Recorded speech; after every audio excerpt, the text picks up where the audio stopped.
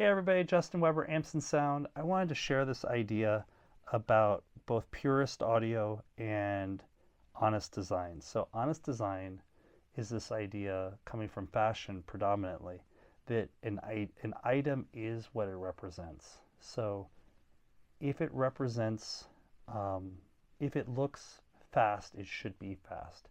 If it looks stout, it should be stout. Purist audio comes from I would say the middle 90s when I kind of came of age in audio, and this idea that we should have as few features as possible, but those features had to work right, perform above what anyone would have expected, and provide a really engaging, intimate sound. So when I was coming up, it was single-ended triodes or low wattage push-pull amplifiers and full-range speakers or horns. Features weren't the ticket or the goal, nor was price. It was really execution and simplicity. I think many customers pick us because they're wanting a company that is disciplined enough to not add features for the sake of expanding market share.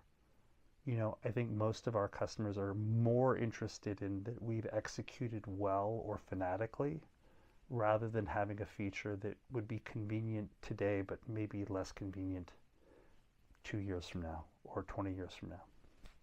So we try really hard to execute simple designs fanatically and to use parts that are always over-spec'd, super robust, and almost infinitely repairable, which means no microprocessors, no integrated circuits. That's not our style.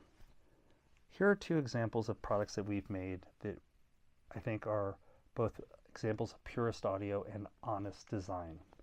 So we have our stereo pre, which is using a chassis from China that I have used for 15 years. I think it's really exceptionally good.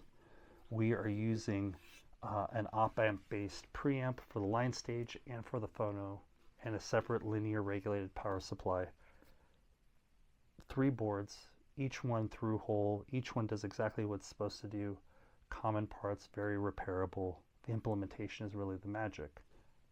We took this fairly simple motif of a design, and where we saw value is we had the plates redone in steel and then laser cut and stamped for us in steel, so we had the weight and rigidity that we wanted but had the simplicity that we wanted. So in this design, like for most of my pre's, you have an input selector, a power switch, and a volume pot, and that's all you got. Because I believe, truthfully, that's all you need. Other things like balance might be helpful, but aren't necessary. These are what I deemed necessary. Just like in the rear, 3 inputs, 2 for line, 1 for phono, moving magnet, and 2 outputs because I always have a second amp that I might be running. Again, there's very little fat on this idea, and for that I see value in it. I hope you guys do too. One other example, this is a booster box we make so that if you have either a less expensive DAC that doesn't have a very good output, or you're using a digital audio player and you're going into one of our headphone amps and you just need a signal that has more gain, more better. Simple box, fully regulated, op-amp based, 1 input, 1 output, fuse, and a power switch.